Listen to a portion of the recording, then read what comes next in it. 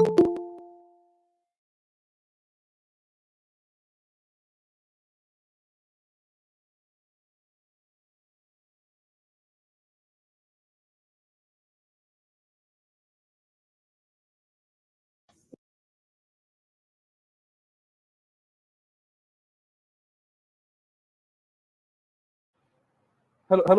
Richard Alabus, sir. Thank you so much for joining in. Sir, you're on mute, sir. Hello, how are you doing? Yeah, I'm good, sir. How are you, sir? Wonderful, wonderful. Well, thanks for inviting me to do this. I'm happy to be here. So thank you so much for taking out time for this session. It really means a lot to us, actually. Absolutely, absolutely. I'm looking forward to it. Congratulations on organizing this event. Thank you. And it looks like there's a lot of interest. So wonderful. Thank you so much, sir. Right, so we already have Yaniv sir on the stream right now. I think his camera and mic is off right now. Yeah, Yaniv sir. Can you tell me what? Hello. Can you tell me what the format is that you have in mind, just so I know what your plan is? Yes, I think the moderator is Shivam today. Shivam Patel here in the corner. The theme is like.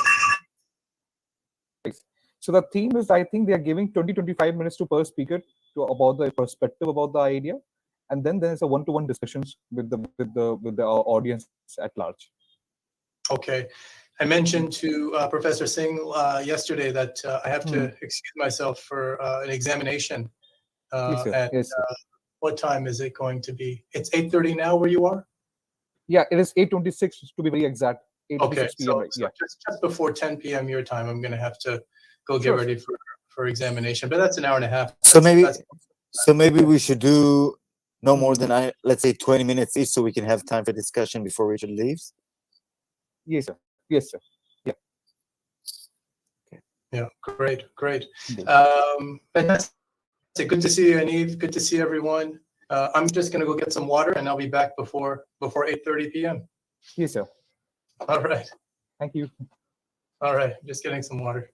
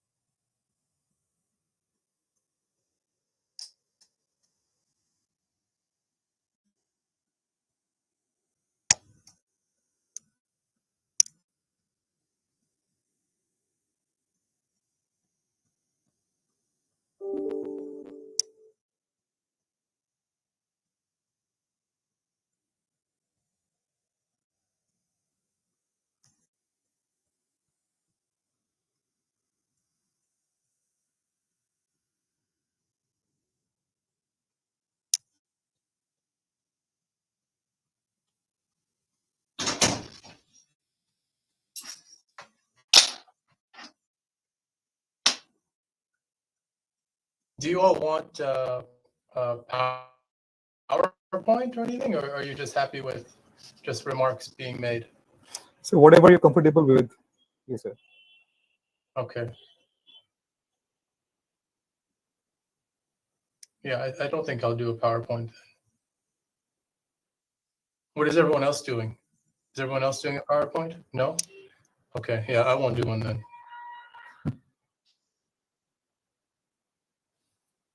Richard, you have best regards from Roz and Michaela and Amal Seti. I'm now in Tokyo with this gang, and they're all sending their best wishes. What time is it there? Midnight. Wow, okay. Well, it's late. I hope you're able to get some sleep. What time do you start tomorrow morning? I think we start around 9. Okay, so yeah, you'll have some time. Not too much sleep, but you'll have some time. More sleep than I have when I'm in Israel, so it's fine. Okay. So this is a quasi vacation. That's good. That's good. It's funny, when a lot of academics travel, that's when actually we can sleep, and actually when we can work. Because when you're at home, you can't do either, probably a lot of times. What's the weather like? It was actually nice. It's quite nice. How's it? Was Awesome. there a welcoming dinner yesterday or tonight? With what? Sushi stuff. Oh, nice. Any wagyu? No, no wagyu beef. No. Wow, sushi is great. Oh gosh. Well, good man. Good. And I hear you're there with. here's Eitan. Eitan is asleep. Oh, he sleeps very soundly. Does he have plugs in, or he can just sleep? No, whenever he hears the word basic structure, he falls asleep automatically. That's a gift, to be able to sleep with things happening around you. That's gonna be a gift that's gonna be very helpful in life. Wow. Oh, good, man. So you're doing a little vacation afterward? No vacation. No vacation. We're coming back. There's a crisis we need to manage. No Just time. in and out. Just Yeah. in and out. There are talks now at the president's house, and I have to be there, so no time. Well, good that you're able to go to this conference and also do this. Yeah, busy day and night. Well, not every day we're celebrating 50 years for Keshavananda.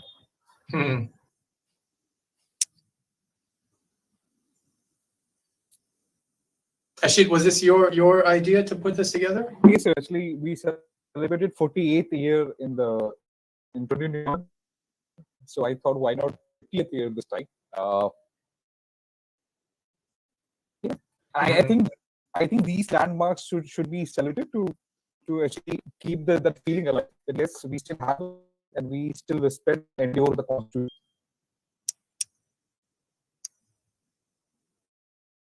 Well, once again,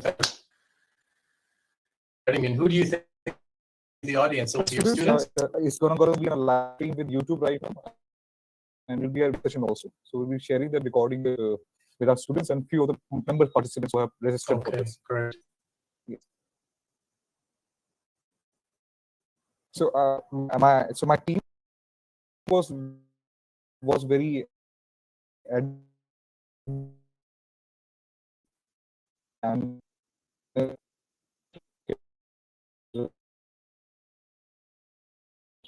thing. Doing things on.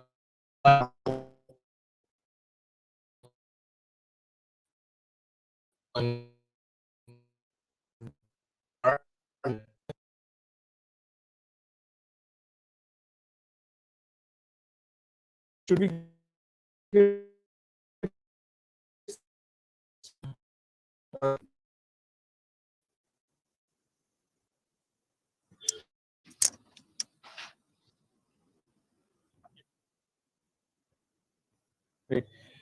just one heads up?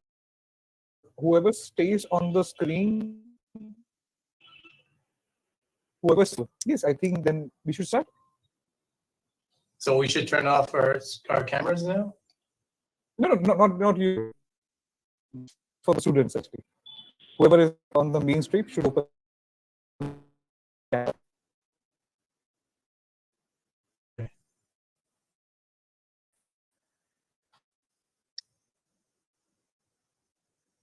Sorry,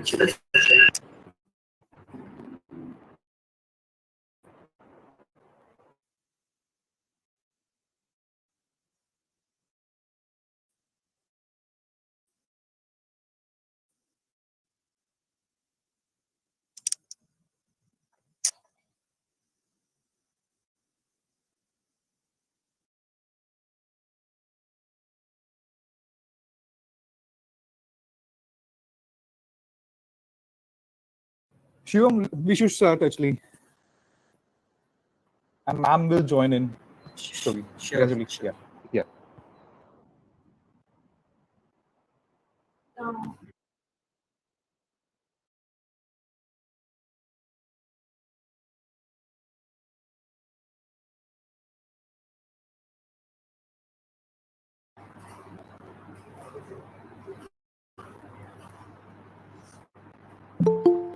Very warm greetings to the panelists, respected authorities, and all the participants present here.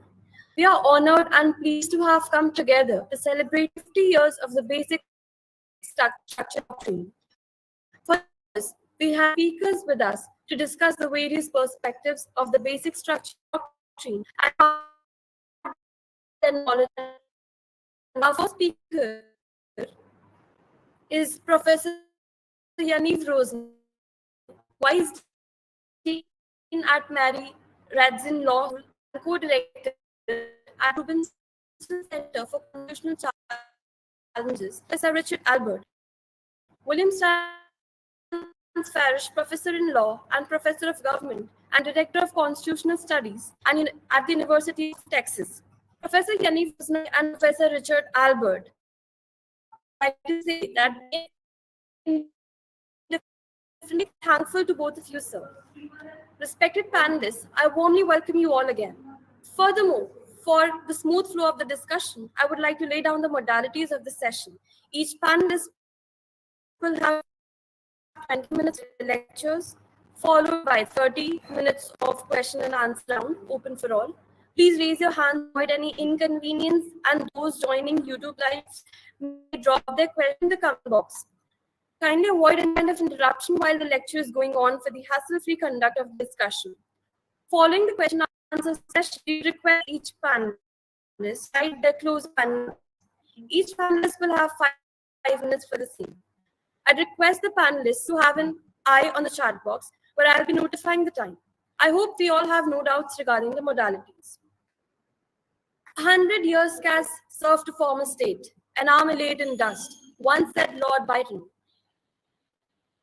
It has taken the sweat and blood of our constitutional forefathers to give our constitution the shape it is in at present. The constitution is organic. What Edmund Burke said about it is that a constitution is an ever-growing thing and is perpetually continuous as it embodies the spirit of the nation. It is enriched at present by the past influence, and it makes the future richer than the present. The basic structure doctrine is a judicial principle developed by the Supreme Court of India in the Keshwananda Bharti case in the year 1973 to protect the fundamental principles of the Indian Constitution from being amended or abrogated by the legislature.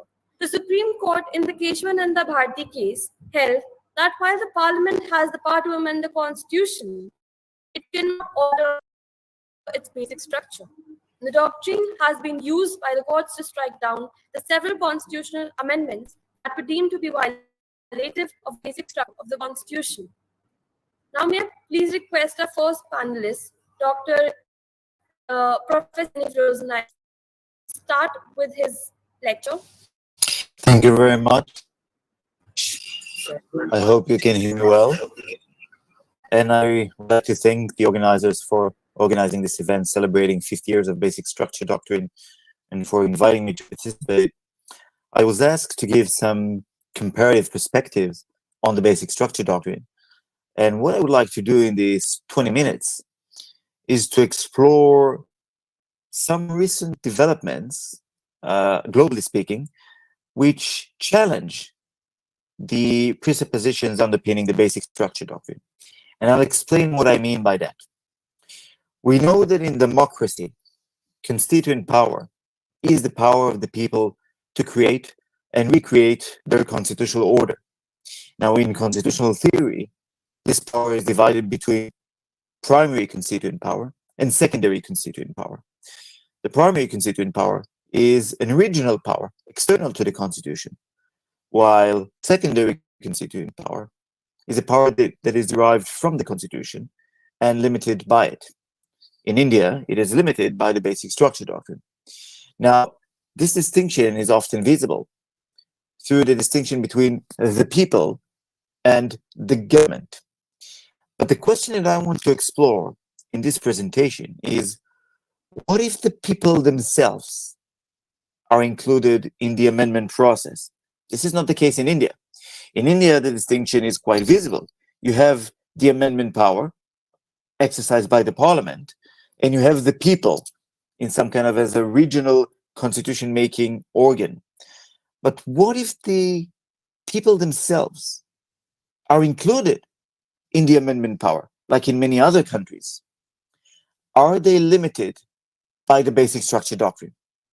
This is the question I want to explore, and I'll start doing it by some comparative comparisons, some lessons from comparative examples, and then we'll go to theory to argue my own understanding. And the backdrop for the discussion is the recent BBI series of cases in Kenya. So this is the starting point for the lecture. The BBI, I refer to the Building Bridges Initiative. This was a bill which has proposed 74 amendments to the constitutions, to the nation constitutions from 2010. Now, why this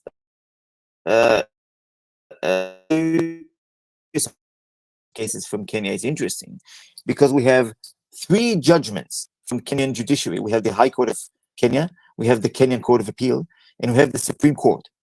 And what is interesting is that the 2 lower courts, the High Court of Kenya and the Kenyan Court of Appeal, both of them have held that the BBI, the Building Bridges Initiative, was unconstitutional, both for substantive and procedural reasons, but importantly for our matter, both lower courts have held that this major reform has violated the basic structure doctrine. In other words, these 2 courts have held that the basic structure doctrine is applicable in Kenya. Now, why is this so important to the question that I just raised? Because in Kenya, unlike in India, the people themselves are involved in the process, both as initiators of the process. This is what we call popular initiative. They actually initiated the reform, but also in the end, they were supposed to be those who ratified the amendment through a popular referendum. So the people themselves, the sovereign people, are supposed to be speaking here. And the court has held, the 2 lower courts have held, nonetheless, that even when the people are involved, they are bound by the basic structure doctrine. In other words, the people participate in a referendum as part of the amendment procedure, and they are still limited. However, this notion has been rejected by the Supreme Court. The Supreme Court agreed that the bill was unconstitutional for procedural reasons, I'm putting that aside, but rejected the lower court's judgments that the basic doctrine, the basic structure doctrine applies in Kenya. Okay, this is the crucial point. So this is the starting point for my presentation. So all 3 judgments center around the crucial question for constitutional theory, whether the people, when they are included in the process of amending the Constitution, are limited in their capacity to bring about constitutional changes, even revolutionary ones, or not. And the main argument that I would want to make is that constitutional amendment procedures that include the people in the process still act as a delegated constitutional organs operating within the constitutional order, and thus may be subject to various limitations, including basic structure limitations, and even judicial oversight. This would be my main argument. I will not elaborate on the BBI cases, but let me draw from some other comparative examples. Take, for example, the Irish or French examples.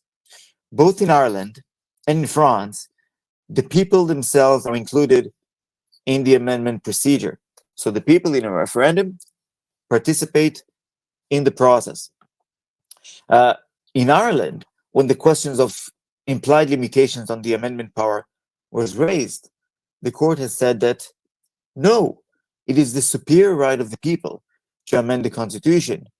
And if the people are participating in this process, accordingly, the amendment power is unlimited because it is a reflection of the sovereign will. Likewise, in France, even though the constitution includes an eternity clause that protects the republican form of government, the court, the Conseil Constitutionnel, in 2003, have held that it has no competence to conduct judicial review of constitutional amendment that was enacted by the people. Like in Ireland, the ground for this decision is that the people, through the referendum, have exercised their constituent power. So in contrast with India, in which the parliament exercised secondary or derived constituent power, in these countries, the people have exercised a primary, original, or sovereign constituent power. Richard Albert, with other two authors, has summarized the jurisprudence of the Constitutional Council on this matter as follows. The people are sovereign, and no entity but the people themselves may invalidate a constitutional change. So on the one hand, if we look at these countries, when the people are involved in the process, the amendment formula or the amendment power is unlimited, even by basic structure. However, we have other conflicting examples. Consider, for example, the Swiss example in Switzerland. In Switzerland, in 1996, the Swiss Federal Assembly declared as invalid a popular initiative. In other words, a constitutional reform that was initiated by 100,000 people to amend the constitution. According to this reform, asylum seekers who entered the state unlawfully would be deported immediately and without the right to appeal. And this initiative was declared as invalid for violating the internationally recognized preemptory prohibition of non-refoulement. And later on, three years later in 1999, Switzerland granted explicit recognition to the presupposition that jus cogens norms of international law limit even the people. So, to summarize what's going on in Switzerland, even the people are included in the process. So the people can initiate a constitutional reform. They are limited and bound by jus cogens norms of international law. So they are not an unlimited organ. Let me give you another example, the example of Slovakia, which is quite interesting. A few years ago in 2019, the Constitutional Court of Slovakia delivered a judgment for the first time in its history, a constitutional amendment as unconstitutional and void, without any explicit limitation. Like in India, the court held that there is a material core that implicitly limits the amendment power. But what's interesting and relevant to our discussion is one paragraph in the judgment. I want to read it. It was an obiter dictum, and the court said the following. It said that its authority to review the constitutional amendment was limited by the people's original constituent power. In other words, if Parliament wishes to adopt an amendment that violates the substantive core, in other words, the basic structure, a constitutional referendum is required. So from this, one can infer that the substantive core that limits the amendment power only limits the amendment power of Parliament, but not the people themselves when they are participating. Now, this approach seems to be somewhat in conflict. Another decision made later on by the Constitutional Court. In July 2021, the Slovak Constitutional Court found a referendum initiative on an institution to be unconstitutional. Now, although this decision did not engage directly with formal amendment, I think there are some statements in the judgment that are relevant to this present discussion, because the court held that when people use referenda, they act as a constituted and not constitutive power, which is why they cannot break the material core of the constitution. In other words, in Slovakia, when the people are involved in the amendment formula, they act as a constitutional organ and therefore as a limited one. Similarly, this is also the case in Lithuania. In Lithuania, the Constitutional Court has emphasized that the duty of a citizens' initiative group advocating for a referendum must observe substantive constitutional limitations. And I want to cite from one paragraph from the Constitutional Court's decision, in which it emphasized that even the people cannot abrogate the Constitutional Court. This is a quotation. The aforementioned substantive limitations imposed on the alteration of the Constitution are equally applicable in the event of the alteration of the Constitution by referendum. It is also not permitted to put to a referendum any such draft amendment to the Constitution that would disregard substantive limitations set on the alteration of the Constitution. So in Lithuania, even when the people are directly involved in amending the Constitution through a referendum, they are substantively limited. And let me give you a final example from Peru. Recent example from 2021. There was a referendum that was passed by the people and changed some authorities of the judiciary. And in this judgment, Peru's Constitutional Tribunal held the following, again a quotation.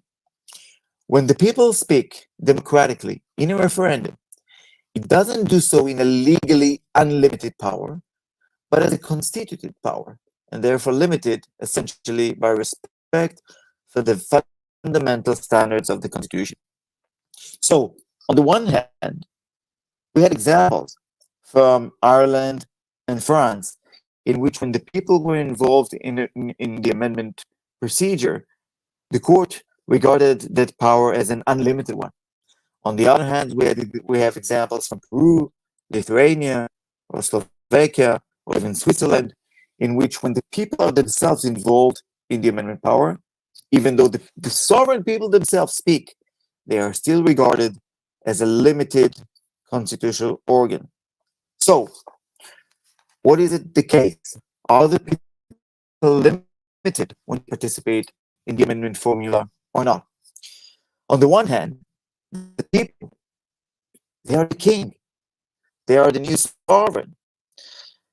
If the people themselves, if the sovereign itself participate in the amendment formula, how can the amendment power be limited? Moreover, if courts were allowed to review amendments that were enacted by the people themselves, this would turn the people's guardian of the Constitution against the politicians to a guardian of the Constitution against everyone, even against the people themselves. So, on this basis, there's a very strong argument to hold the view that when the people themselves are involved, the amendment power is unlimited. But on the other hand, when the people are part of the amendment process, they represent a legal organ of the state.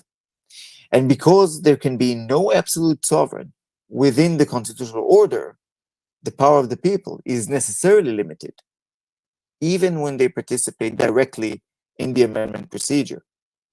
So accordingly, the amendment power must have limits, even when exercised directly by the people. For conclusion, I want to take you back to Kenya and to the two lower courts' decision, the Kenyan High Court decision, the Court of Appeal, because what they're saying is quite amazing. These two lower courts have said the following. They said that for primary constituent power to be exercised, so recall, we have a distinction between secondary constituent power and primary constituent power. And look what the lower courts in Kenya have said.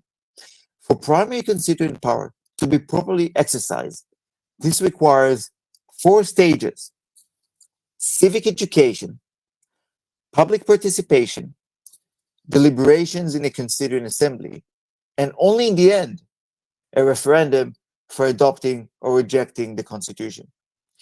And I think that these two approaches of the lower courts are spot on. I think that this was a terrific opportunity to get away from a Schmittian understanding. This was an opportunity to develop a truly democratic understanding of primary constituent power, an understanding of constituent power that refuses to reduce primary constituent power to a mere acclamation, a soccer stadium democracy, according to which the people's constitution-making power may only be expressed in a yes or no answer, as we have in a referendum. Such a narrow conception lacks any rational deliberations. There's no discourse, no rational considerations, only irrational masses cheering or booing. But process matters. Education matters. And the people's educated, rational, and deliberative involvement throughout the process matters. In other words, for constitutional moments to truly manifest the people's constituent power or people's will, popular participation in constitutional moments should be more than a referendum. It should be before, throughout, and after the constitutional change or constitution-making process, and not limited solely to a yes or no vote in a referendum. As I wrote in one of my papers, it is manifestation of we the people, not simply we the people say, like in French, we the people. So let me to conclude. In a recent article, India's renowned law scholar Upendra Bakshi wrote the following: the basic structure discourse is a gift of judicial wisdom offered as the highest form of education of those yielding constituent power to grasp the distinction between the power not just to make changes to the Constitution, but changing of the Constitution itself. And this gift should be prized even when the people are involved in the process. Thank you very much for your listening.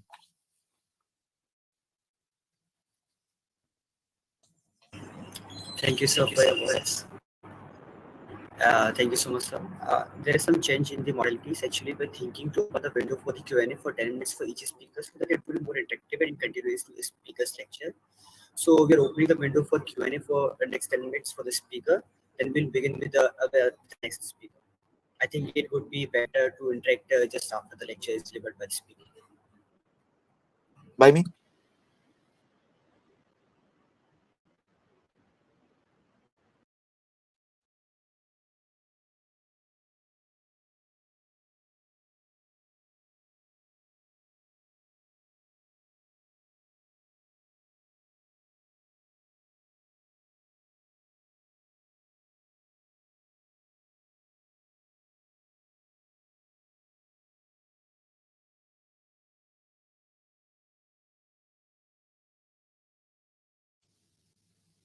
So if there are no questions, I assume one of the two. Either the presentation was perfectly clear or that it was totally unclear. These are the only two options.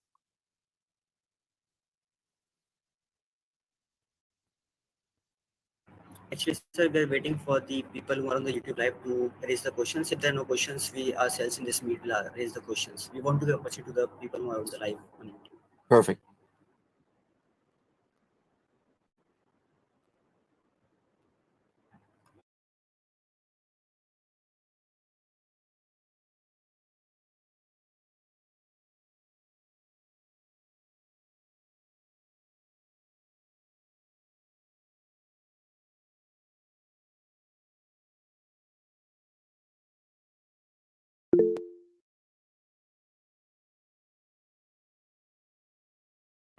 Yes, Vashit, you can unmute yourself and raise the question. Yeah.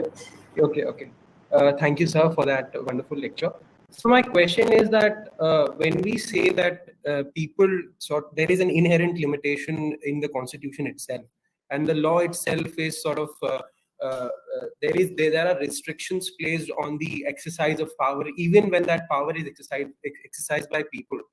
And the fundamental question of having because constitution basically derives its power from people. At least in India, we say that we the people accept this constitution in the preamble.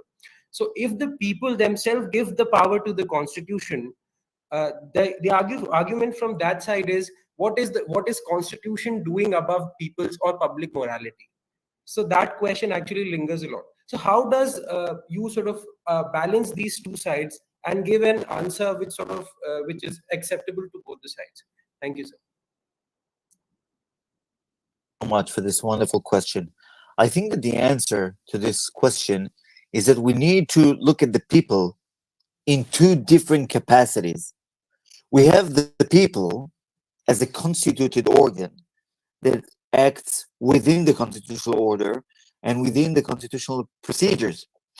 But we also have the people as we the people exercising their, or able to exercise their original constituent power outside the constitution.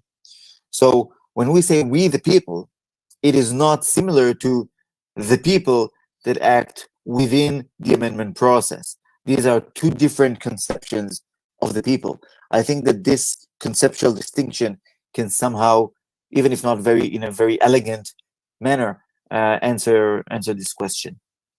Thank you.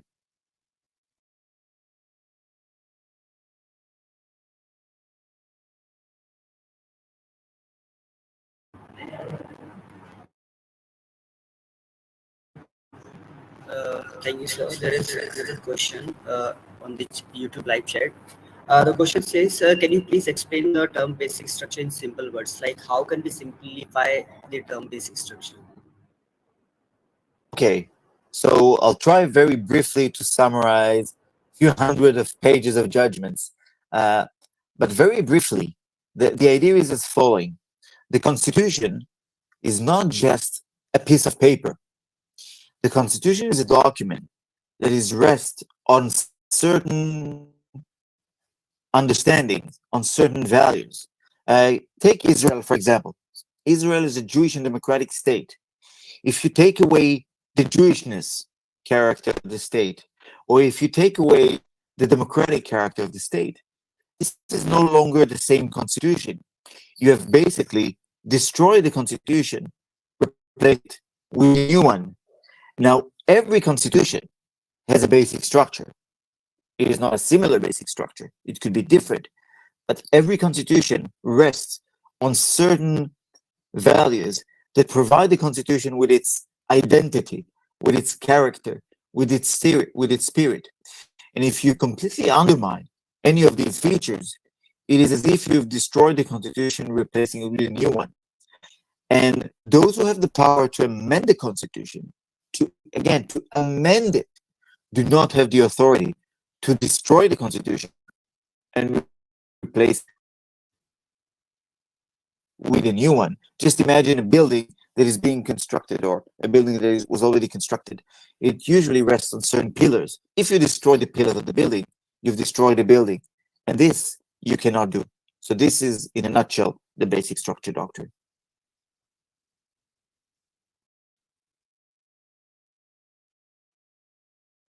Thank you, sir. There's another question coming from one of the participants, which says, I'm reading it, which all countries include people in amendment process, and would not the process be a lengthy one if we include the general public in it?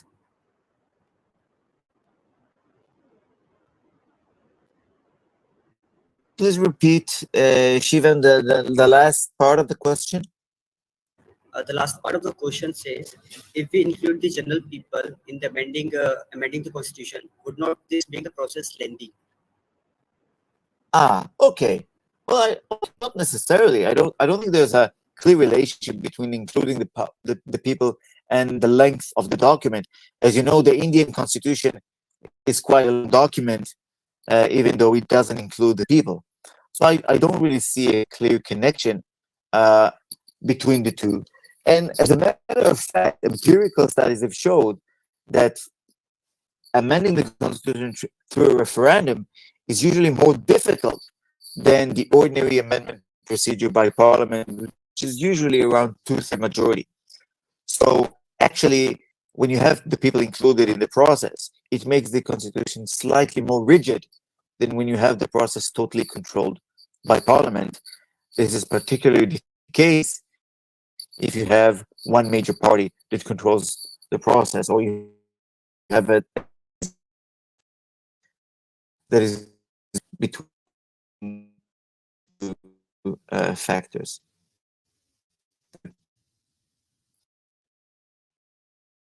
So the participants, Molly Dikshit has a question. So please request me to ask a question.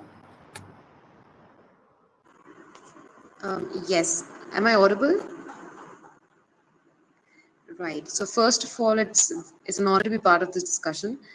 And my question is, it's a very common criticism regarding basic structure that this doctrine has no basis in constitutional language, like does not have a textual basis.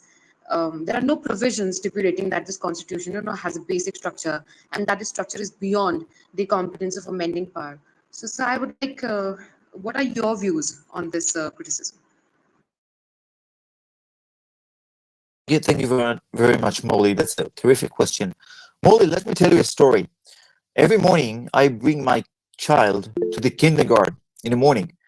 I put him at 8 and I collect him at 4 p.m. afternoon. And there's a contract. In the contract, it says that I put him at 8 and I pick him up at 4. Contract. Does it say that the kindergarten teachers must not hit the child or beat him up or kill him? But this is obvious because they are there to protect him. This is the main function. This is the main aim. This is why I put him in the kindergarten, because they are supposed to protect his life. Likewise, process. The entire idea behind the amendment procedure is to keep the Constitution alive, to make it endure with time. And if the amendment power, or those who hold the amendment power, use this power to destroy the Constitution or to undermine the very core values underpinning the Constitution, then they simply act ultra vires. They undermine their own raison d'etre. So there are some things that are so obvious, so clear, that we don't need to put them implicitly in the Constitution. And one of them is that those who have the power to change the Constitution, they have this power that is deriving from the Constitution itself, cannot destroy the Constitution. This doesn't make sense logically, and this is why we don't need to have it written down explicitly. It is obvious. Thank you.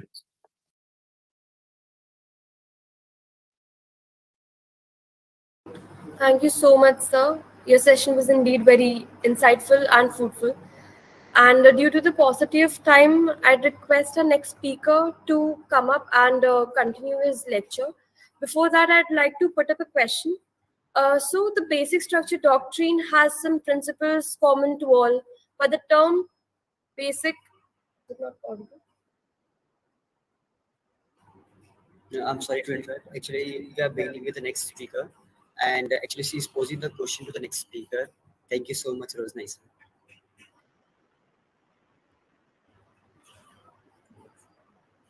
The basic structure doctrine has some principles common to all, but the term basic is susceptible to varied interpretation, especially when we apply it globally on legal systems having different history, culture, and political orientation. In these differential circumstances, how the basic structure doctrine understood, interpreted, and applied globally, and what contribution it has done to the constitutional development around the globe. Over to you, sir.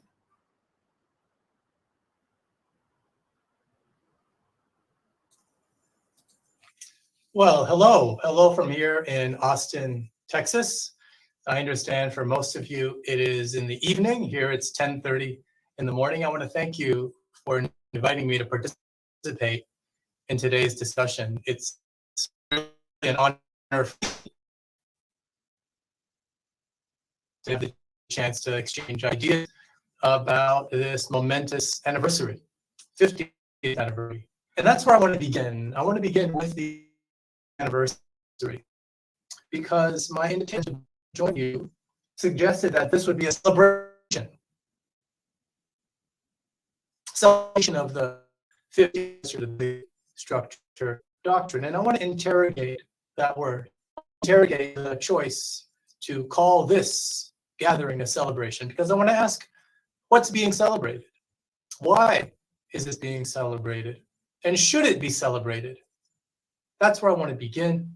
And then I want to try to situate the basic structure doctrine in the global constitutional context. And then I'll say a word about what courts are doing when they exercise their extraordinary power to invalidate a constitutional amendment. What is it precisely that they're doing? So those are the three things I'd like to cover in the time that I have. And once again, thank you very much. So, a celebration. To call this gathering a celebration would mean only one of three things: that the creation in itself in India is celebrated, the application of doctrine itself in India since Keshavananda in 1973, that is to be celebrated, or the migration of the basic structure doctrine in India, that be celebrated. So the creation, migration of the basic structure doctrine, one of those three things, or maybe all of those three things, is to be celebrated from what I understand about the plan for this program. But let's think about that. Should we celebrate the creation of the basic structure doctrine? Should we celebrate the application of the basic structure doctrine? Should we celebrate its migration beyond the borders of India? If you like the theory of the basic structure doctrine, then you'll celebrate all three. You'll celebrate the fact that it was created by Indian courts, it at all. You'll celebrate that it's been applied time and again by Indian courts. And you'll celebrate that it's migrated beyond the borders of India, elsewhere around the world, to Colombia, to Belize, to many, many countries, Peru, all around the world, the Czech Republic. The list goes on and on and on. But should we celebrate the doctrine? As I say, if you like the doctrine, if you like its application, then it's a moment to celebrate. But I don't know if it's worth celebrating, because it really is an extraordinary exercise of judicial authority for a court to identify on its own, without regard to textual reference, on its own, principles, doctrine, values that prevent the reform of the Constitution, even if the procedural strictures of the Constitution are satisfied. That's an extraordinary power. Now, around the outside of India, people celebrate the basic structure doctrine. Many people do. But within India, the context is much more complicated. Within India, some celebrate the doctrine, others are concerned by it, others reject it altogether. So it's very important to understand what we're doing here when we're invited to a program that asks us to celebrate the anniversary. I'd much prefer we call this a commemoration of the anniversary, because that makes room for people who are happy with the doctrine and those who have some misgivings about the doctrine to come together to discuss whether or not it's a good idea to have this doctrine. I can understand a point of pride for Indians to say, yes, it's worth celebrating because it was created here by our courts. I understand that. I can also understand a point of pride insofar as one might say, the courts have applied the doctrine that they created in India to future cases in India, following the precedent set in 1973. I can imagine that point of pride too. Just as I can imagine pride in the fact that the doctrine has migrated on the borders of India to every region of the globe. I can understand that. But that's a different thing that we're celebrating, the doctrine itself, right? We'd be taking pride in the Indian source, the Indian beginnings of the doctrine. But it's possible to take pride in the beginnings and the sourcing of the doctrine, to distinguish that from how we actually evaluate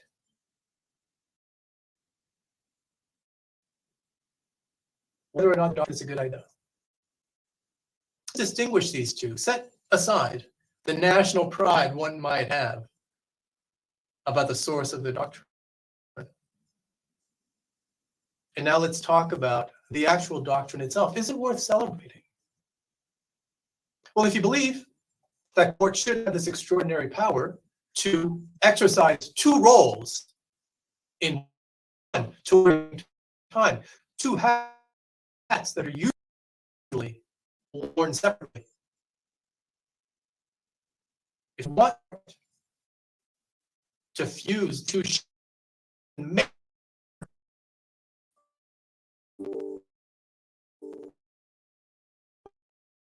celebrating the doctrine. But if you're concerned that a court has this extraordinary power to wear the hat of constitutional interpreter and the hat of constitution maker at the same time, that gives you pause, and perhaps you don't want to celebrate the 50th anniversary of Keshavananda. Perhaps you prefer to just commemorate it.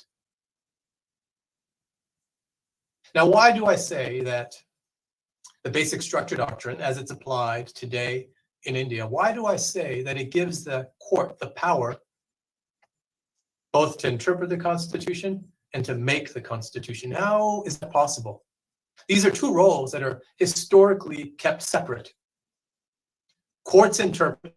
A body of persons come together to write a constitution. Typically, bodies of persons do this. These two roles are joined together, they're fused together, they're merged in the Indian Supreme Court. How? Why do I say that? Well, obviously, when the court interprets the Constitution and it applies the basic structure doctrine, it is doing what courts typically do, which is to interpret the Constitution. Fine. But when the court creates the basic structure doctrine and then applies it to invalidate a constitutional amendment, invoking principles that are nowhere identified as unamendable in the text of the Constitution, that is a rewriting of the Constitution. That is inserting into the text of the Constitution unwritten language that says so and so and so is unamendable, and we have the power to enforce that unamendability by invalidating this constitutional amendment. That's what the court is doing when it creates the basic structure doctrine, when it applies it to invalidate a constitutional amendment. It is wearing two hats at the same time, the hat of a constitutional interpreter and the hat of a constitution maker. Two roles that historically have been kept apart. Is that worth celebrating? If you fear the amending actors, if you fear that they will run roughshod on the Constitution, you might well celebrate it. But if you respect the text of the Constitution as it is written, if you respect those who came together to write the Constitution in the revolutionary moment of constitution making in India, giving the country, giving yourselves your revolutionary independence constitution, if you respect that moment, if you respect that bargain, then you might not want to celebrate the basic structure doctrine at its 50th anniversary. Having said that, we cannot deny that the basic structure doctrine is a powerful force in India and in the world abroad. It's undeniable. There are strong theoretical foundations for the doctrine, just as there are strong theoretical foundations against the doctrine. The theoretical foundations against the doctrine. Opponents of the basic structure doctrine will argue that it's really an anti-democratic sword, that courts are overstepping their boundaries when they invalidate a properly passed constitutional amendment. And so on this view, Democracy refers to the judgment of the people and the representatives in the immediate moment, in the now, in the present. And when a court exercises its power to invalidate a constitutional amendment with reference to the basic structure doctrine that is unwritten, that's effectively a sword striking at the heart of democracy, of collective movements in democratic self-governance. That's the argument, theoretically, against the basic structure doctrine. But the counter-argument is just as strongly rooted in democracy, you see. The counter-argument also invokes democracy, because here democracy is not represented by the ever-changing politics of the moment. Democracy is instead represented by the constitutional bargain made at the writing and ratification of the Constitution. And that according to this theory, when a court exercises its power to invalidate an amendment, the court is standing up for the original Constitution and its democratic foundations by protecting the Constitution and its foundations from attacks that would undermine the founding bargain. And so here, the power of a court to invalidate a constitutional amendment is not an anti-democratic sword, it's a shield. It's a shield that protects the Constitution. So there are strong theoretical arguments on either side for and against the basic structure doctrine. And that's why we have seen the doctrine migrate all around the world. Now, it's true, it must be said that the doctrine is not ubiquitous in the world. Many countries have rejected the doctrine. The United States rejected the doctrine. Mexico rejected the doctrine. France rejected the doctrine. Ireland rejected the doctrine. I can go down the list. The list continues of countries that have said no to the basic structure doctrine. But some countries have adopted it. And so let me situate for you the basic structure doctrine and its related doctrines all around the world when it comes to invalidating a constitutional amendment, because the basic structure doctrine is not the only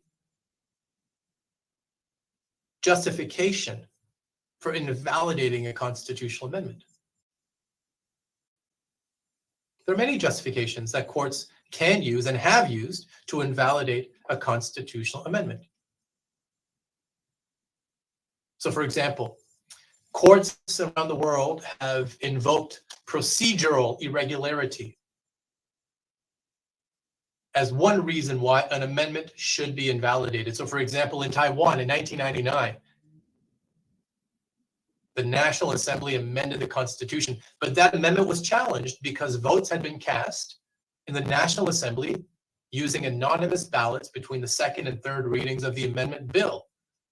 And some amendment proposals had been defeated in the second reading, but were still voted on in the third reading. And so the Taiwanese Constitutional Court exercised its power to nullify the amendment on the basis of this procedural irregularity. Now, that's not what the Indian Supreme Court does when it invalidates an amendment using the basic structure doctrine. But it is another way that courts have invalidated amendments. So the first is procedural irregularity. Second, courts around the world have invalidated amendments when there is a subject-rule mismatch. That is to say, if a constitutional reform is made using the wrong reform procedure, because some constitutions create multiple procedures of amendment, multiple procedures of reform, and each of the procedures is expressly designated to certain parts or principle of the Constitution. So there are three procedures of reform, for example. This one can be used to reform this part of the Constitution, Part A. This one can be used to reform Part B. This one can be used to reform Part C. That's the design of the South African Constitution. Three reform procedures, each has a different level of difficulty. The most important rules in the Constitution can be reformed using only the most difficult reform procedure. And the easiest reform procedure can be used to reform the least important parts of the Constitution. Okay.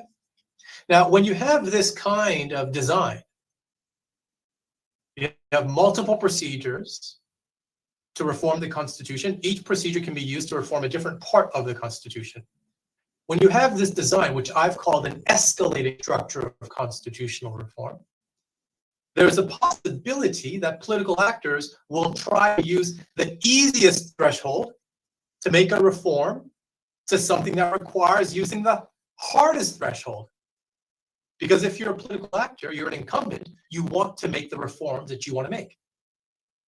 And so you're going to try to use the easiest procedure to reform the Constitution, even if the Constitution would require you to use the hardest procedure. This is precisely what happened in Ecuador. And in Ecuador, the Constitutional Court had to intervene to say, you're using the wrong procedure here to amend the Constitution. So the amendment is unconstitutional. So this is a second procedural irregularity with a constitutional amendment. I call that a subject-rule mismatch. Subject-rule mismatch. That's the second justification that courts have used around the world to invalidate an amendment. We've seen this in Ecuador. Third, some constitutions impose limitations on the timing for how you can amend and when you can amend the Constitution. So the Costa Rican Constitution requires a certain time period, an upper limit to deliberation before moving on to the other steps in the reform procedure. The South Korean Constitution established a minimum period for deliberation before taking a subsequent step to reform the Constitution. These are temporal limitations on constitutional amendments. Could invalidate a constitutional amendment that violates one of these temporal limitations. So I've given you three examples of procedurally grounded justifications for a court to invalidate a constitutional amendment. Now let's move on to three substantive justifications that a court can give to invalidate a constitutional amendment. But first, I want to give you an example of the Indian basic structure, right? That's what the court does. The court says there's something wrong substantively with the amendment because it violates what we regard to be part of the basic structure of the Indian Constitution. The basic structure is not outlined anywhere. It's not written anywhere. Just trust us when we tell you that this principle is an inviolable constitutional principle or norm or value. And trust us when we tell you that the amendment that you proposed or the amendment that you've enacted violates that norm, that value, that principle. And so the first example of a justification to be given when it comes to the substantive quality of the amendment is the basic structure doctrine, because the court is saying this amendment violates the substance of the Constitution in the face of a constitutional text that gives no indication that anything is unamendable. The second example of a substantive justification for invalidating a constitutional amendment is where the Constitution identifies something to be unamendable. So, for example, the German Basic Law says that human dignity and other fundamental freedoms shall be inviolable, that federalism shall be inviolable. If an amendment is made that, in the opinion of the Federal Constitutional Court of Germany, violates human dignity or another fundamental right or federalism, the court can and has said this amendment violates the Constitution. Just like the Czech Republic Constitutional Court has done. It has invalidated an amendment to the Constitution because that amendment violated the unamendable commitment the Constitution makes of a substantive case the court could to invalidate of a substantive justification a court could give to invalidate an amendment, here I want to draw from Nicaragua and Togo.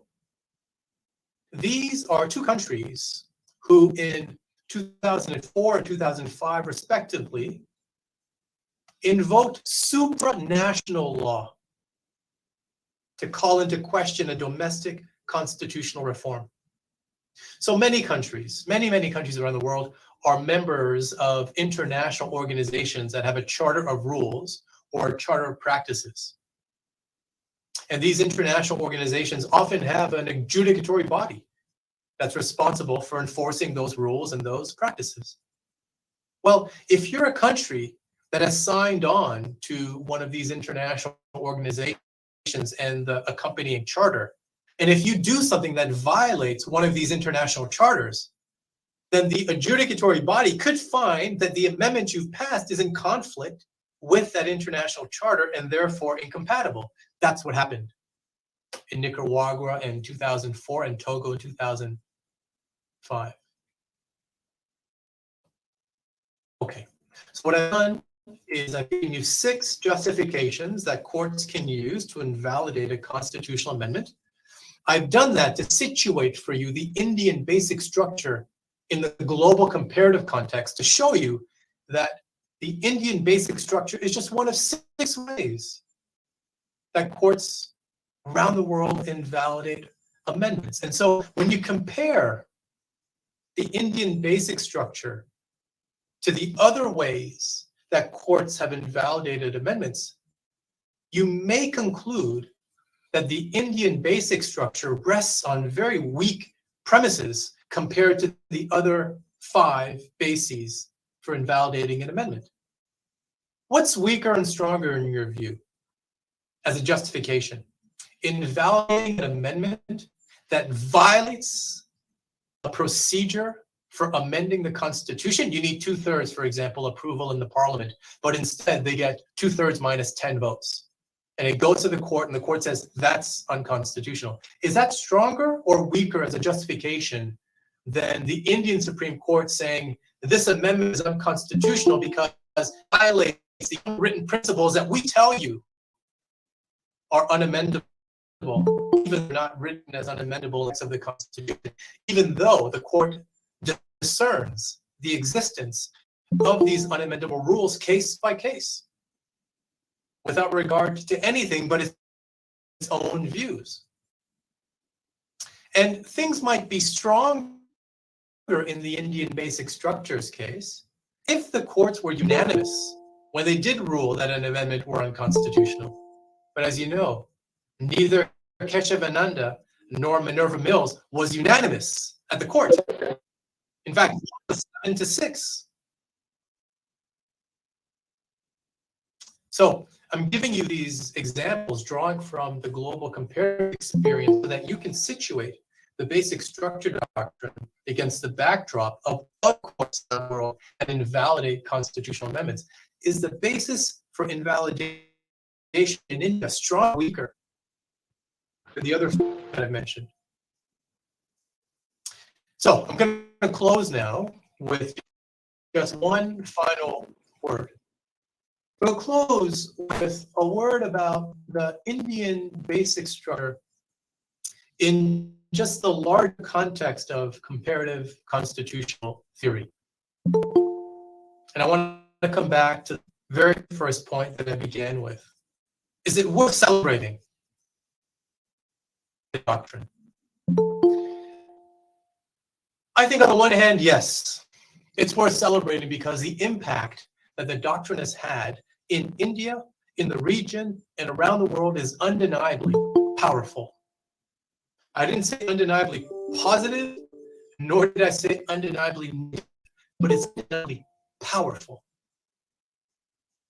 And so this is an export that India has created that is being used and deployed and redeployed and repurposed in really innovative ways all around the world. And perhaps it's worth celebrating that which has been created in India, because you've enriched our debates in comparative constitutionalism for many years now, for many decades. It's no secret that the most exciting, most interesting domain of constitutional research today is the domain of constitutional reform.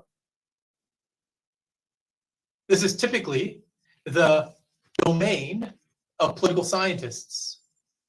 Political scientists are the ones who usually care about the rules of constitutional reform. I'm trained as a political scientist. I care about the rules of constitutional reform. But lawyers did not start getting interested in the procedures of constitutional reform until it became judicialized.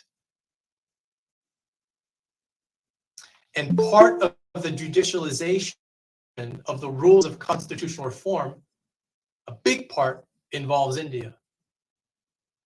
And so the field that I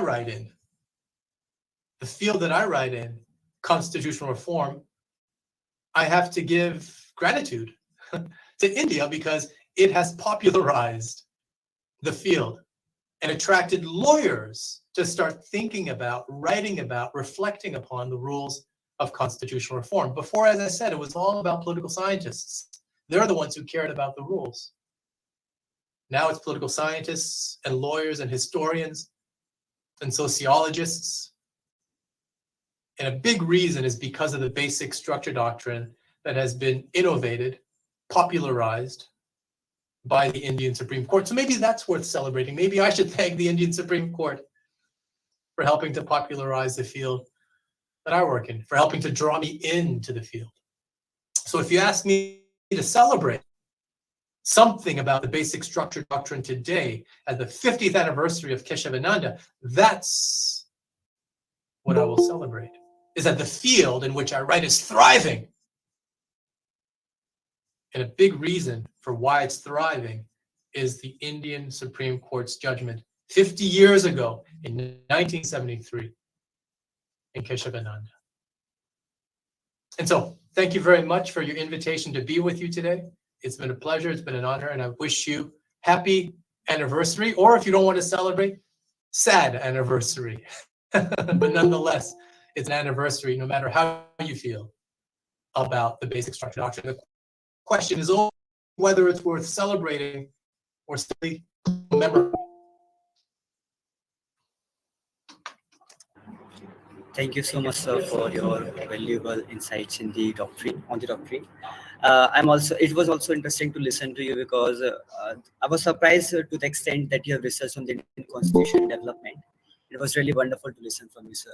Now I pass on the floor to Pragati for moderating the session for the Q&A for next 10 minutes, and then we'll begin with the next speaker after the 10 minutes.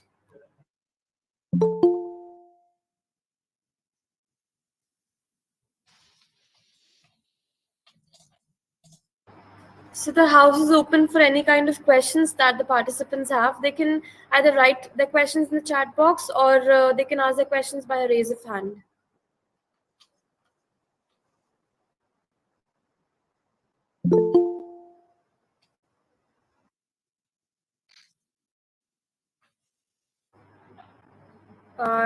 There are two raise of hands, so may I please request Rashmi ma'am to first put up a question. Thank you, Pragati. Greetings, Professor Albert. It was an immense honor to be able to hear you. Thank you so much for being here. I'm immensely grateful. Sir, I have this small query. I hope I'm audible. I can hear you, yes. Can everyone else hear you? Yeah, okay. It looks like you have the thumbs up for everyone, please. Thank you so much. Sir, you had pointed out that constitutions around the world have developed two larger grounds, procedural and substantive, which they use for accepting or rejecting any constitutional reform as constitutional or unconstitutional. And you'd also pointed out that perhaps the Indian basic structure doctrine is footed on a weak premise because it adopts the substantive realm.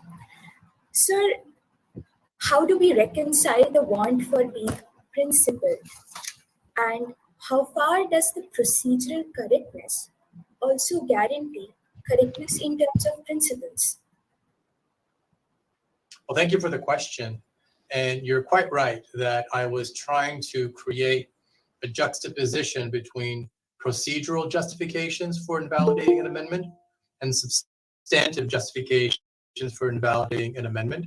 And moreover, inviting you to rank order the 6 different justifications according to what you believe is the most principled way of doing it, the strongest justification for doing it. My own view is that the strongest justifications are procedural.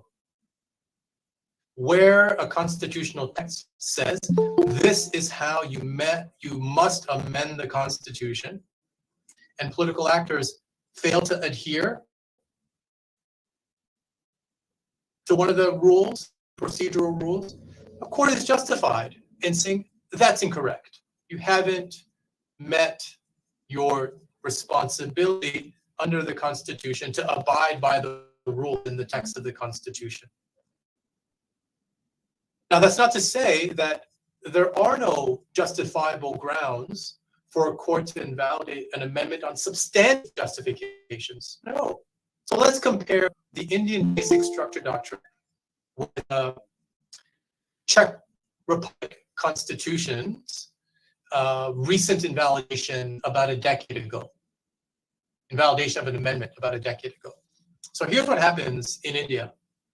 The text of the Constitution identifies nothing as unamendable. In fact, Article 368 appears to give plenary power to the national legislature to reform the Constitution, with an exception for certain amendments that require the concurrence of the states.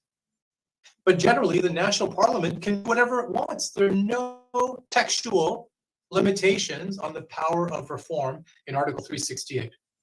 So the Constitution of India is amended. Someone challenges the constitutional amendment in court. It goes to the court, and the court says, let's look at the Constitution. There's nothing that says anything is unamendable, but we're telling you that your amendment is unconstitutional because it violates these unwritten rules and principles that we have discerned from the constitutional text. So we're telling you that although you can't see it, the Constitution does have unamendable rules. It's written in invisible ink, and we have the special glasses to see what that invisible ink says. That's the Indian case, okay? Basic structure. Now compare it to the Czech Republic case. The Czech Republic Constitution says quite clearly, the democratic characteristics of the state shall be unamendable. Unamendable, democratic characteristics of the state. Or the Turkish Constitution says the flag is unamendable. Or the Brazilian Constitution says that the federal character of the state is unamendable.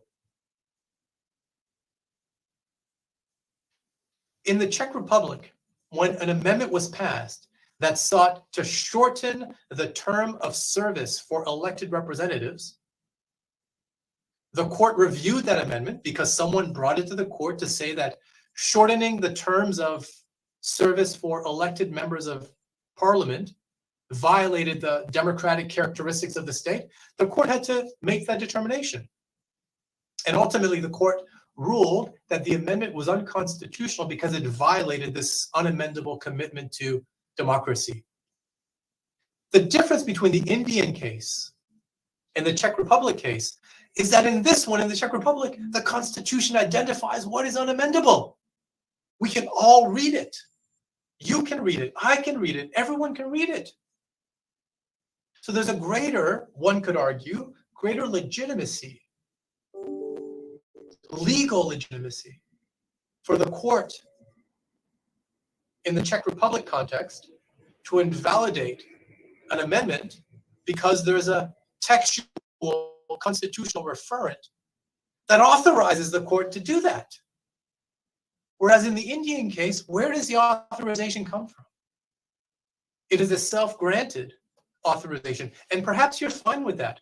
I am not making any judgment today about whether the Indian Basic Structure Doctrine is good or bad. I have not made that judgment today at all.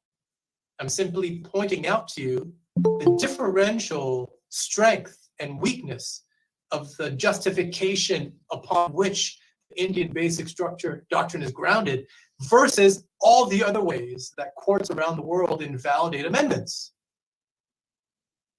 And it seems to me that the procedural irregularity or the subject rule mismatch is a stronger justification for invalidating an amendment, just as the unamendable rule context in the Czech Republic is a stronger justification for invalidating an amendment than the Indian basic structure doctrine, where there is no textual referent for anything that is unamendable, and where the court wears two hats simultaneously that historically courts have never worn, which is the hat of constitutional interpreter, which courts should wear, do wear properly, and the hat of a constitution maker. It's unusual.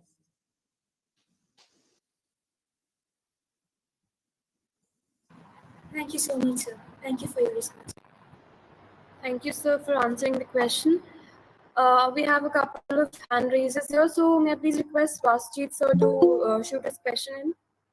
Yeah, thank you.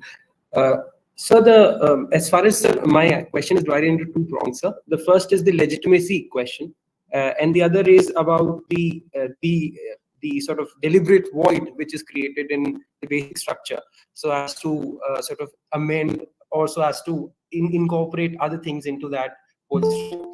So the first prong is about the legitimacy. So you talked about from where does the Indian Constitution derives its legitimacy to sort of not amend certain parts.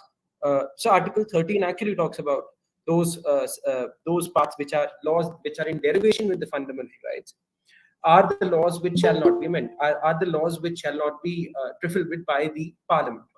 So again, as far as this is concerned, they have coordinated whether or not, to what extent that can be amended, and other things which are associated with it. But the court sort of bases their claim on Article 13's Article 13. So this is the legitimacy point, sir. And the second, my question is about the global south. It is said, sir, that in the global north, you do not require courts to play a very active role, but in the global south, you require courts to play a very active role. This is because of the fact that in the global south, the governments have this tendency to sort of overstep their boundaries and to talk and to go into the liberties of the people, sort of. So it is said that the courts are actually correct in actually going ahead and making that thing. So in the basic structure as well, so this ideology is accepted, and that is why they say that they have deliberately not made an exhaustive list of things which can be amended, so that the courts taking into consideration the future which might happen. We don't know what government comes in, so that the courts can actually decide as to what is correct and what is not correct. So this is very deliberately put. So sir, your views on this void and this void and this deliberate sort of void which is created. I want to know your views, sir, and how it is applicable and much better applicable to India. Thank you. Thank you for the question. Those who make those arguments are really putting a lot of faith in courts. And the assumption is that courts are always going to do the right thing. World history shows us that courts don't always do the right thing, neither in the global south nor in the global north. I'm standing today in the United States, in Austin, Texas.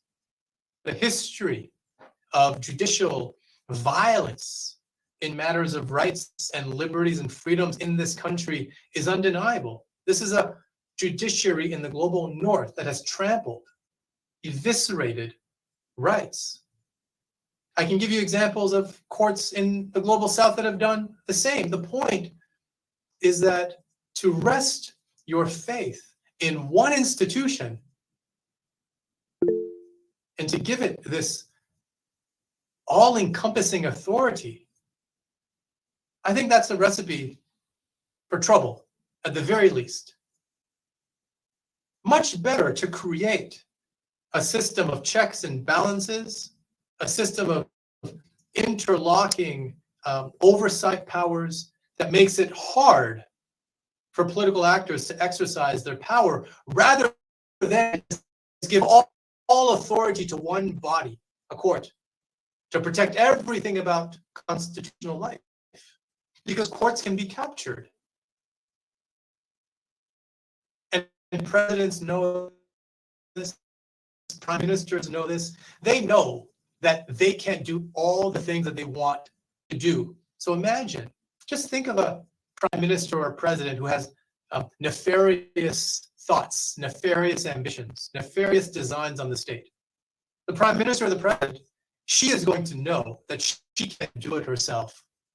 So she is going to pack the legislature with acolytes and allies. She's going to pack the courts with acolytes and allies.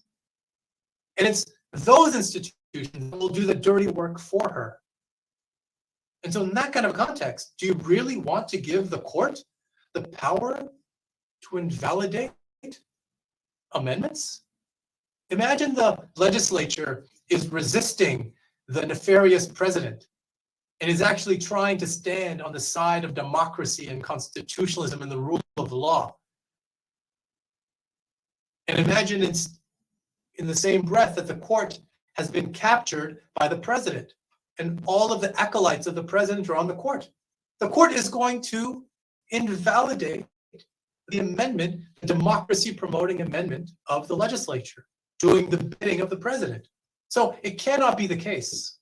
It cannot be the case that we always assume that one institution is always going to be the one that saves democracy. We need a more contextual understanding of democracy. And so what I'm suggesting is that it may be worth just pressing pause on the unbridled enthusiasm that people have for courts when it comes to the exercise of the basic structure doctrine. Thank you, sir. Thank you. Thank you so much, sir. Next up, we have Swapnil Vishwakarma. So, sir, you can please ask a question.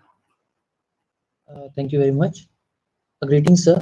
I just had a doubt regarding the concept of secularism that has been framed by the Supreme Court of India. At one instant of the point, we say that India is a secular country, and we, in the Keshwan and Bharati case, we have in later judgments of the Supreme Court, we have affirmed that the word secular is the part of basic structure of doctrine, basic structure. Now, on the other hand, we have gender-specific laws. We have special provisions. The state can make laws for women and children if it fit. And secondly, we also have certain rights for the minorities. So, I want your stance on this particular view that the word secular has been taken from such society that was materialistic. And in a country like India, which is primarily dominated by different varieties of religion, so how can we visualize the word secular should be remain in the preamble itself? It will. Thank you. Thanks for the question.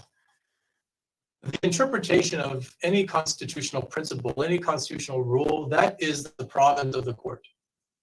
And that's legitimately the province of the court.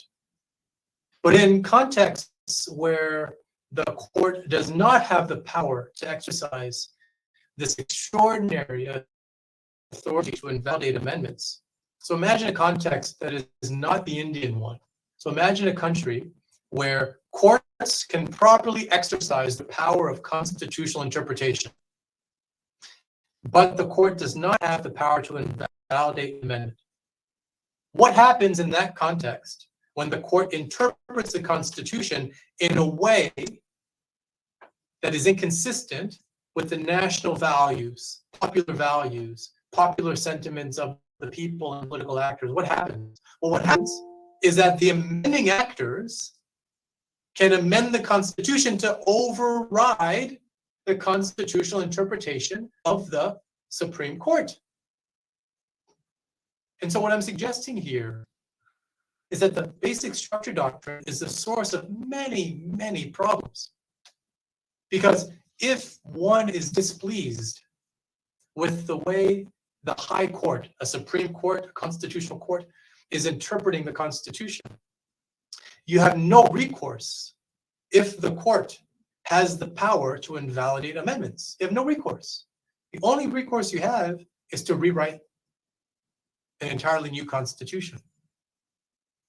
But in jurisdictions where the court does not have the power to invalidate an amendment, the people acting through their elected representatives, or sometimes acting directly, can overturn the Supreme Court's interpretation of a principle, a rule, a value that you believe the court has misinterpreted. Now, you've given an example of one principle. It may be that if India's Supreme Court did not have the power to invalidate amendments, it may be that an amendment would be enacted to overturn the court's interpretation of that principle. But because the Indian Supreme Court does have the power to invalidate amendments, you don't have access to that recourse. So it really does shrink the power that other non-judicial entities have.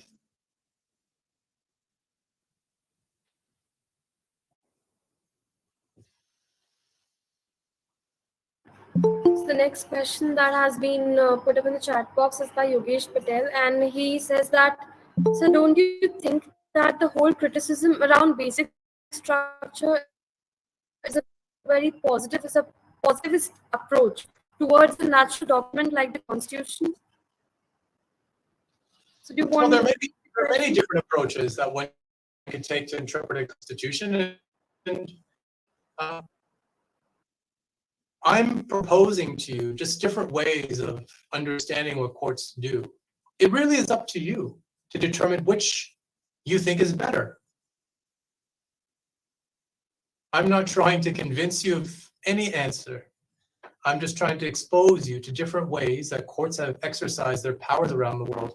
And if you're happy, having understood what other courts do, if you're happy to celebrate the basic structure doctrine as it's applied, then wonderful. But if you have at least a question now in your mind about whether what the Indian Supreme Court does is the best thing that a court could do, if you have at least a doubt in your mind, then I've served my purpose. My purpose is to teach. My purpose is to challenge. And whether or not you agree with me is not the point. My point is only to get you to ask a question of your own views. And if I'm inviting you to doubt your views, then I fulfilled my objective. Even if you go back and reinforce your original thought that the basic structure doctrine is the right way to go. Even if that's your conclusion, but you have a doubt, then I've served my purpose, which is to introduce you to what courts around the world do, to show you how complicated it is, and to show you the great diversity of approaches and justifications that courts use around the world to invalidate constitutional amendments, if in fact they have that power, because many courts do not have that power. US Supreme Court, French Constitutional Council, Irish Supreme Court, Canadian Supreme Court, Mexican Supreme Court. I can go down the list of countries that don't have this power. So amid the moment of celebration that you're embarking on today, when you place it in the global context, you have to recognize that the Indian basic structure doctrine has migrated around the world, but not everywhere. And that there are other ways that one could achieve the outcome of protecting the Constitution from attack without giving plenary power to a high court to invalidate amendments that have been procedurally perfect. I want to just say once again, thank you to all of you for having me. This has been really, really enjoyable for me. It has been a lot of fun. I see the chat box is I was going to put a link to something that I've written. If the chat can be enabled, then I'll do that. If not, then I'll just say goodbye now. But if someone can enable the chat for me to put in a text, okay, great. You've enabled it. Let me put in a text to something that I've written that may be of interest to you. You can download my book there. Listen, thank you so much, everyone. What a great pleasure to be with you. Really do mean when I say that, and I look forward to remaining in touch. Thank you. Thank you. I have to do an examination. Thank you.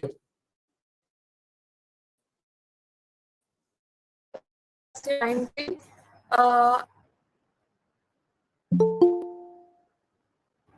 We are very sorry to say, but due to some sudden and unfortunate reason, one of our panelists, Seema Singh, could not join this discussion. But a great news for everyone here. We have with us, and I welcome him, Mr. Ashit Srivastava, sir, as a third panelist. He's Assistant Professor of Law at Dharmashastra National University, Jabalpur, and he's also the Faculty Coordinator of the Center for Constitutional Law at DNLU. Sir, we all are eager to take back tons of knowledge with us. I most humbly welcome you to the floor, and the floor is all yours. Thank you so much. I'm trying to fill in for a spot. I didn't plan for this, but howsoever the destiny has it, so I'm here. I feel belittled knowing that Yaniv sir and Albert sir has spoken before me, so I just feel it's a very hard task to fill that shoes now. But howsoever, with my limited knowledge, I'll try my best. And let the session be more interactive in the sense that I am open to questions. I have not much to put into it because I think the speakers before me have addressed all the issues which are regarding their basic structure. But because we are celebrating the 50th year of basic structure for the Indian Constitution, I think our Indian scenario has to be there to understand this perspective more deeply. So in my research area, which I have been emphasizing upon this concept of basic structure, I have seen it more from a South Asian perspective. And this whole concept of basic structure should not be just seen in isolation, that it's one of the mechanisms or an indicator for bringing a stability within the constitutional ethos. We should be seeing the idea of basic structure as a resurgence of the basic idea of constitutionalism. So what we can say is that somewhere down the line, this whole concept of basic structure is basically a resurgence, a re-allowing the concept of constitutionalism. At the end of the day, we really want to have a limitation on the executive, and this resurgence of new doctrines time and again is just doing the same thing. So doctrine of basic structure is nothing more than a new step towards this direction, that we want to have a limitation on the executive. Why to limit ourselves to the idea of basic structure? We, as an Indian audience, we have been exposed to so many doctrines evolved by our Supreme Court, because our Supreme Court has been very active regarding this. They realize the factor that whenever they come up with a new doctrine, the executive, the modern day executive, who's very smart regarding this. He finds a way around. Right? So you have to understand this concept that the modern day executive is very smart. They just know how to tinker around the constitutional ethos to make their own rules and their own predicaments. So when we have this doctrine of constitutional doctrine of basic structure, we also have doctrine of constitutional morality. So we realize all these doctrines are doing just one thing. They are taking us back to the same basic fundamental idea, the idea of constitutionalism. We're trying to limit the government, and all these doctrines are just a resurgence of the same principle again and again. And I think this is a resurgence which happens every 20 odd years. So we are seeing that right now. This is nothing new. It's a constitutional way of dealing with this. The Constitution is a creature which is reacting to these phenomena of the attack upon Constitution.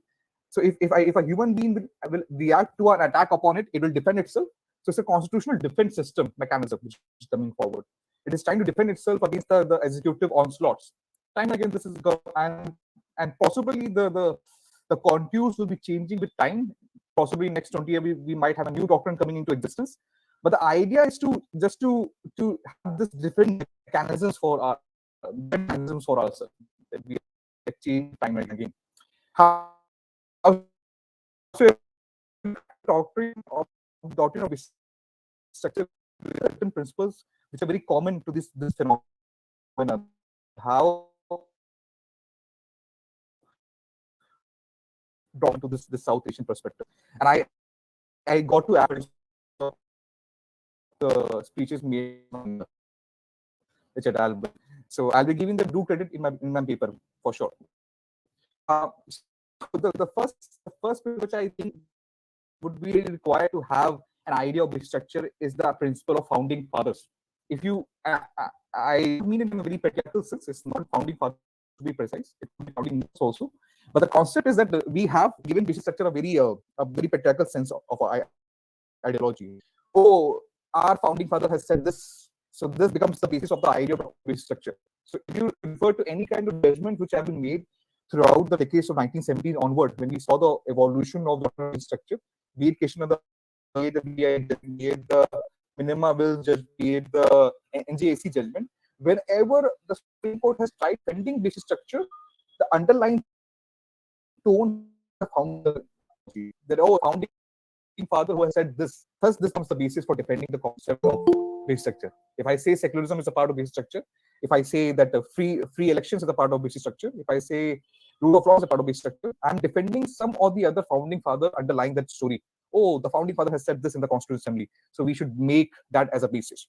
So in my series of phenomena, series of indicators lead to the origin of basic structure, the first indicator is founding father. If you have a founding father, it helps you out. And I'm not, again, not founding father in a patriarchal sense. Founding father is someone who creates a constitution.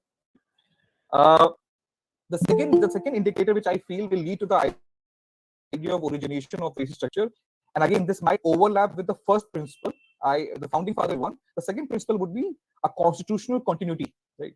Constitutional continuity. You really want the constitution to be a continued constitution, and again this seems a little vice versa concept. But you need to understand that if your constitution keeps changing, you will never have a principle which is common.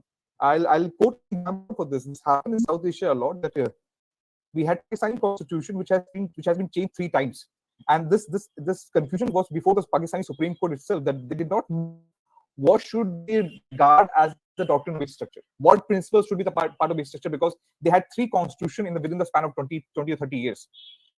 Now, when your constitution keeps changing, the principles keep changing. And that changing of principle will not allow you to have a solid backing to say, oh, you know what, this principle might be one who should be the idea of basic structure, right? So I think the second principle which I have talked about, the continuity of the constitution, which allows us to have this kind of consideration of the principle itself, right? Because we have been very lucky as India, especially in South Asian countries, where we see that there's not very stable constitutions around us. We see Pakistan changing the constitution 3 times, Sri Lanka changing it 4 times, Bangladesh changing it 3 times. So these are very great numbers. India, on the very other hand, has had 1 constitution, and we have been able to continue this constitution for a longer period of time. So a longer period of time constitution helps us out to be very, very affirmative with these principles and the tenets underlying it. If the constitution kept on changing, we won't have these principles and tenets to be there in the first place, right? So I hope that is understandable. The third principle, which I think is a very common principle, which is there followed across the globe, I think without which there cannot be an idea of structure, is the independence of judiciary. That is a no-brainer. We know that to have the idea of structure, we have to have independence of judiciary. We also need to have a corresponding phenomena would be, we also need to have a self-check upon judiciary. As I think someone raised this question, that I think Vasudji raised this question, they have left a void space purposefully to fill that void space again and again. The idea is that even if you have independence of judiciary, you're trying to ensure there is a self-check upon judiciary, that then do not abuse the power itself. And that self-check requires a certain amount of limitation on their power to appoint judges themselves, right? Because they cannot be judges appointing themselves time and again in the name of independence of judiciary. There has to be some self-check, because you want to ensure that there's more free minds, more independent minds who are working in the judiciary, who will ensure that the interpretation of the idea of basic structure is not for the purpose of subjugating the executive, but for the purposeful running of the constitution itself. It cannot be just filling the void and using that. I think example would be that to have its own idea of basic structure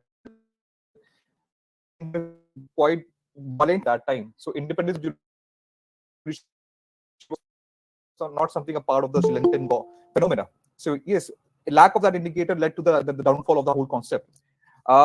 My fourth indicator, which I feel should be there to ensure that there is a basic structure, and I think I am saying it again for the context of South Asia, is a disciplined military. Right? You have to have a disciplined military to ensure that you have a constitution running, first of all, then a basic structure. And that's one of the things we have seen in South Asia a lot. whenever we our constitution, our government tries to run, they have been urges from the military to take over. I'm not talking about India. India has been very lucky about this, that we had a very disciplined army to be there in the world actually, which has ensured that it never takes over the civil governance. But you see Pakistan, you see Bangladesh, and in some cases in Sri Lanka also, we see that they did not have a disciplined military. And the lack of discipline military had allowed them to take over the constitution and certain amount of radicalism taking over the phenomena itself. So to have a civil government running, to have the ensure that you have a growth of a good constitution, a stable constitution, you really want to have a disciplined military to be there. In one of the, and I want to highlight this factor that in one of the conversations which we had with Professor Dr. Rohit, again, a great constitutional scholar, a great historian, by the way, constitutional historian. He teaches in Yale Law School. In his speech which he had for our center, he had told us that India has been very smart regarding how it controls its military. So in 1970s, when we saw that we had Pakistan being taken over by Zia-ul Haq, I think, if I'm not wrong with the name. And at the same time, in 1970s, India had won the war of the Bangladesh, and at that time, this rumors, or at least this hype was there that the Indian military might take over. Right? But India has been able to manage its military very well. Whenever India has won a war, the military journal, the top rankers have been sent outside India to ensure that they are not in India at that time. So India has been able to manage its military very well. Is stable. So is more civil government and more stable constitution and constitutionalism is to have a disciplined military. Right? The fifth element which I feel is relevant, the fifth element which is required to have an idea of basic structure is the idea of rights revolution. And this is not my idea itself, rights revolution. I'm adding here. It's something which was said by Charlie Eve, I think, if I'm not wrong. Charles Eve's paper upon rights revolution, which he wrote. Rights revolution literally means that it's the active lawyers who play a major role in that. You do not just require judiciary to be very active, very independent. You also require independent lawyers, active lawyers who will ensure that judiciary goes into the direction of something very stable as basic structure. And I think a good example could be senior advocate Nani Palkiwala. If you can imagine that there could have been doctrine of basic structure in India without senior advocate Nani Palkiwala's contribution. It was him who was fighting the cases from 1910 in then to Keshananda Bharati. He represented the petitioner in Keshananda Bharati in Keshananda Bharati case itself. So you can imagine that you could have an idea of growth of basic structure without these elements altogether. Right? It's not the judiciary who's independent. It's not founding fathers who have founded the constitution. It's just not the continuity of the constitution which ensures that you have a stable principle set. It's just not the discipline merit. It's also the lawyers who are actively working for this direction. And Nani Palkiwala, he was one of the predominant source of fundamental rights.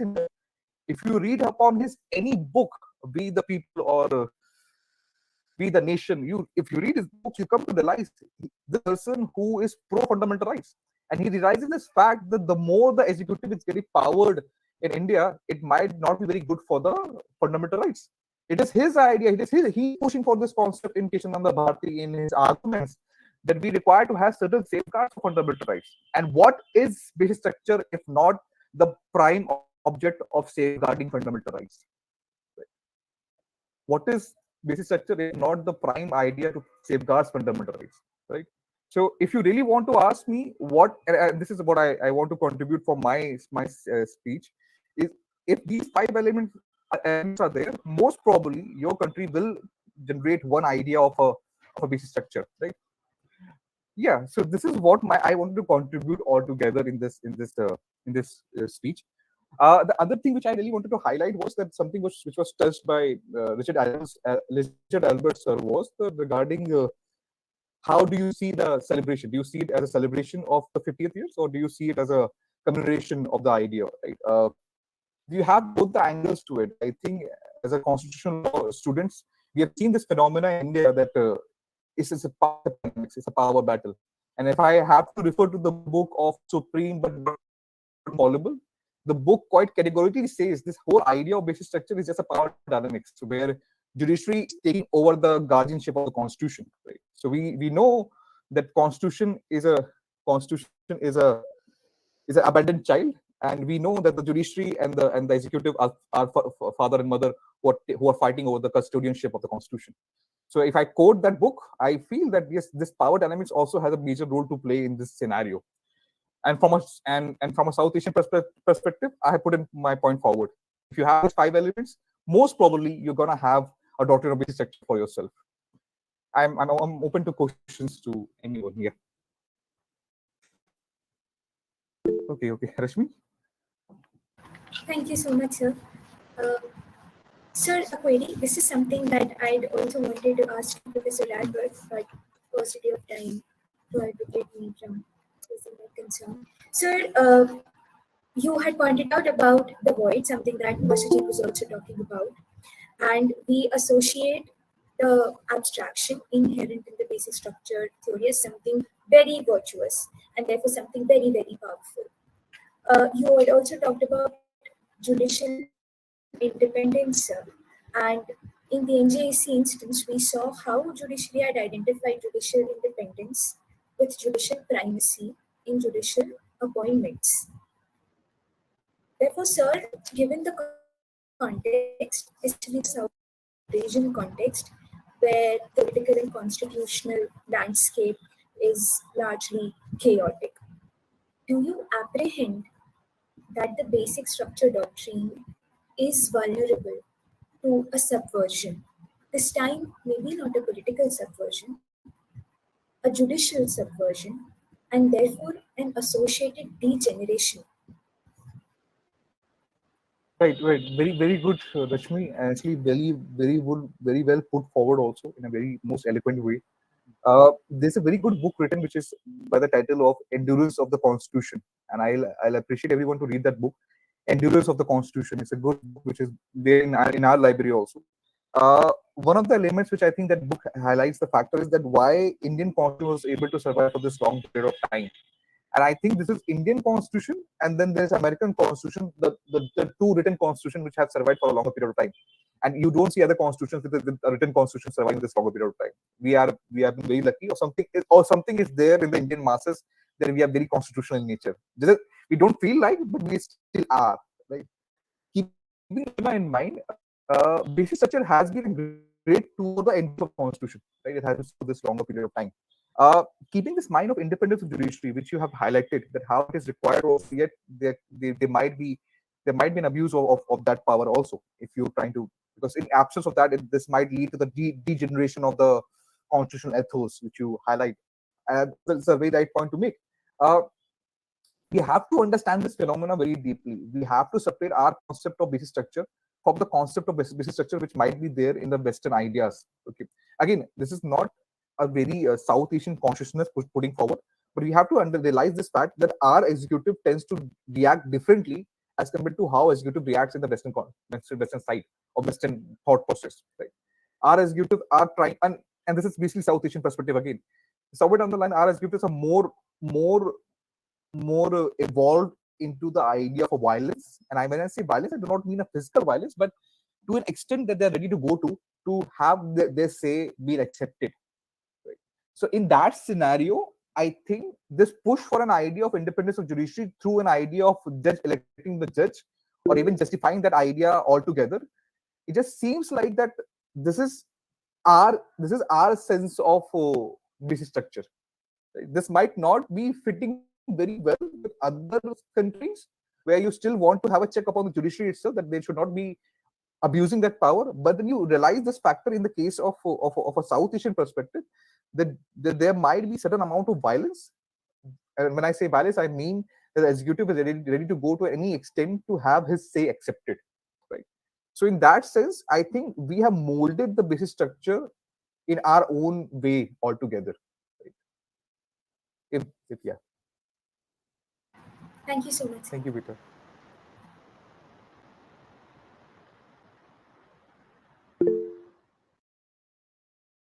Yes, Siddharth, please. Sir, I had two questions. First, that in the Indian context, whenever we trace the basic structure, we we try to find the intention of the constitutional makers. Now, why don't we consider the fact that there must be some idea or something that must have not been thought by them, the constitutional makers, that we as a society face now, or maybe for 100 years from now. So why are we so hell bent on protecting the basic structure when law being a dynamic what do we say, regulatory or dynamic regulatory power that we have to regulate the society and the institutions?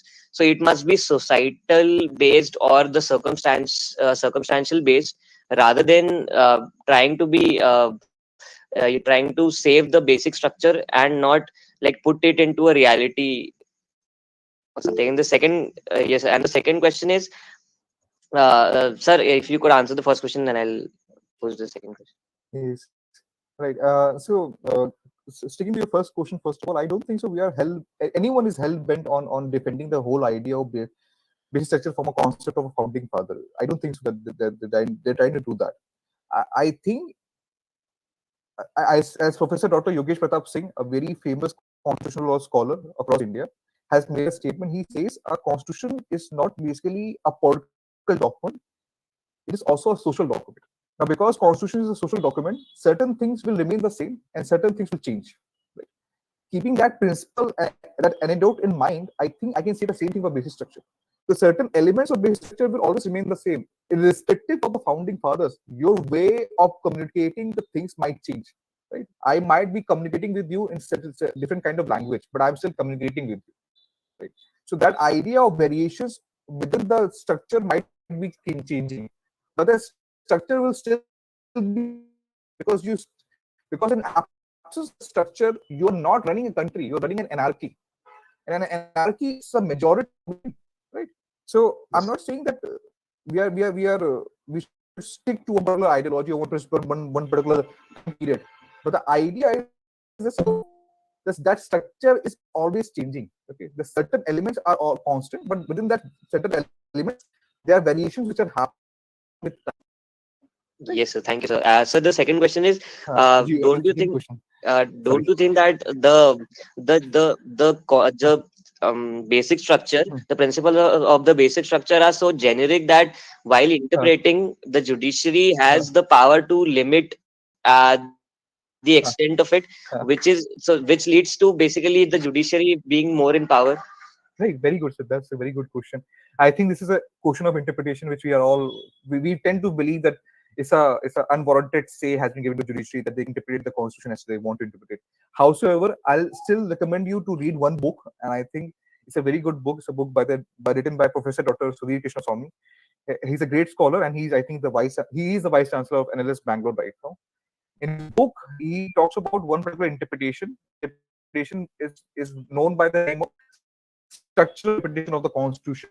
Structural interpretation of the Constitution, and I'll recommend you to take out time and read that book. This portion of the book, the structural interpretation of the Constitution. If you're not able to access that book, if you can access Roland Dawkins' book Laws and Empire, you'll be able to find all these mentions, all of this. So when you go about a structural interpretation of the Constitution, you can never imagine that there could be an interpretation of basic structure which is going beyond the Constitution.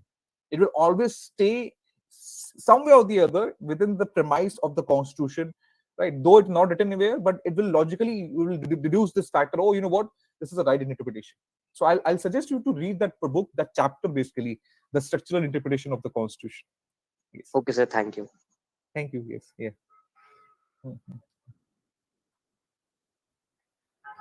Sir, there is one more question in the chat box from Jatin Pandey. Is it Jatin Pandey, right? Yes, sir. Is it Jatin Pandey from our university? Yes, sir. He's from our university. Okay. Right. Right. So this is just the lecture sheet and just. But there is another who was not the institution where the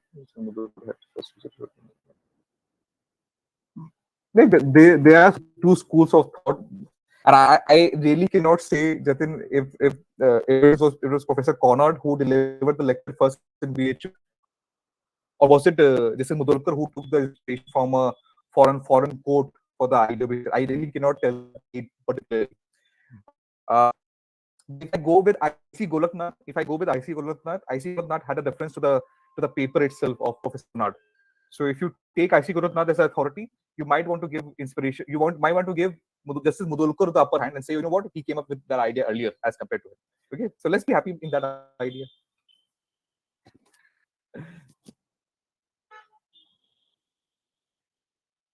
Sir, I myself have a question. Ari, you are from Center itself. Good. So since the inception or the emergence of the doctrine of basic structure, we have considered it so sacred that we are not ready to go the concept of basic structure. So don't you think, since we are following the basic structure doctrine, we are limiting ourselves for the better development of the concept or better constitutional ideas that could be developed if we look beyond the basic structure doctrine? Very good, very good, very good. See, irrespective of the base structure, irrespective of any other concept which we really study about, the whole purpose is to perpetuate the idea of consciousness. You want the constitutional consciousness to be growing every time. The idea of basic structure somewhere down the line is to have an inclusive development, inclusive growth. Right? And if you feel that basic structure is stopping you, you just cannot be pushing for an idea of merit to an extent of development where you leave behind the concept of inclusiveness and whole holistic development. So as I see it, as I see the concept of doctrine of basic structure, I see it from the perspective of a holistic development. If we push all these ideas all together, we will push towards an idea of a holistic development of the society at large. Right? If we miss out on this idea, we might be pushing for development, but that development will be singular nature. You do not want to have a singular development of society, because I think I have told you, it would be a ginger effect. Right? You really do not want to have a ginger effect. You do not want the society to grow like ginger. And to have a development, I think these principles would be required. Right? Thank you, sir. Yes, yes.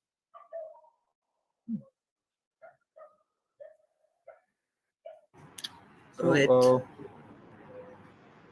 thank you, Shivam, for giving me this opportunity.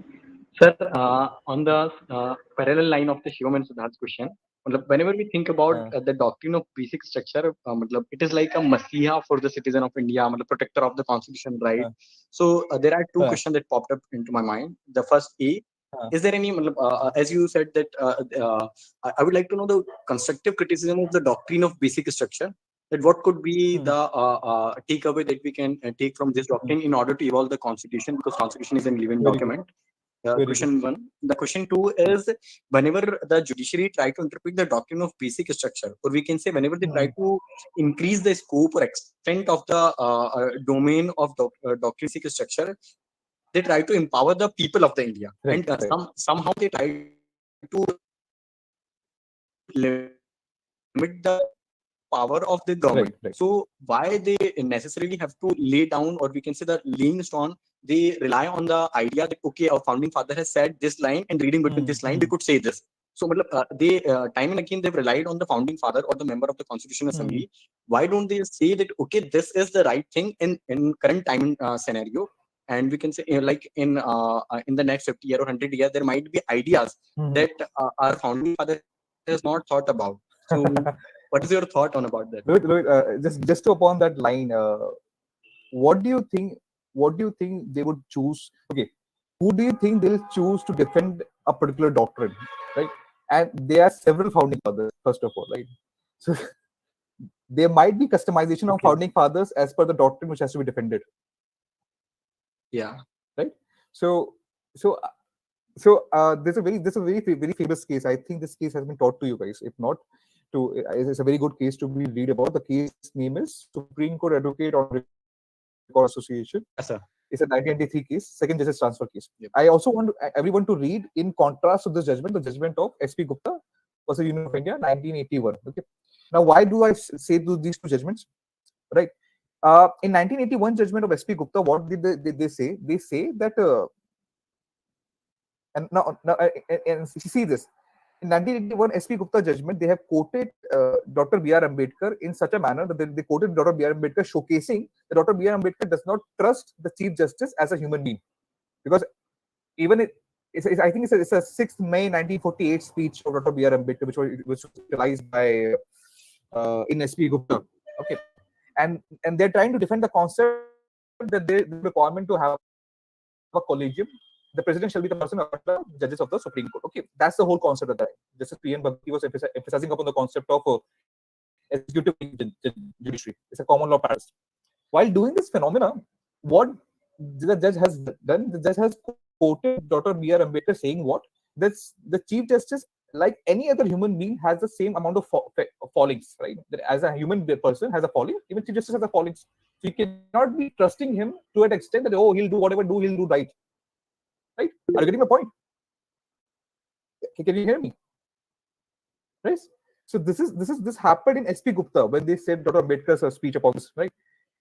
When you come to 1993, when the Skora judgment, which created the collegium and took the power away from the executive, they again have quoted Dr. Ambedkar from the very next speech of Dr. Ambedkar on the same date, and they have said that the executive cannot be trusted. So, are you getting my point? What happened? That Dr. Ambedkar has been quoted both the places, and both the speech is almost the same day speech, and they have used both the contexts to defend each other. So in one context, they have defended the executive appointing the judiciary upon one speech of Dr. Ambedkar, and 1993 they have used another speech of Dr. Ambedkar to defend the concept of collegium. Right? So this whole idea is somewhere down the line. It seems like a flawed idea that you're using founding fathers, and there are several founding fathers with several speeches in the Constitutional Assembly. The question boils down: what speech, what date are you really using to defend your idea? Right?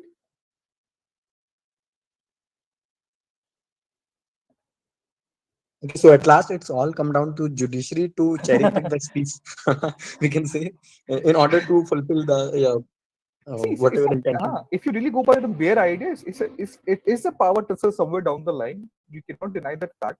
And I think I have quoted this book again. Take out and read this book, Supreme but Not Infallible. This book has been quoted by senior professor Faizan Mustafa also in their speeches. It's a very good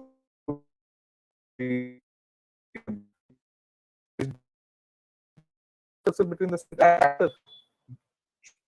Yes. Thank you. Thank you. Yes. Thank you. Right. I think there are no more questions.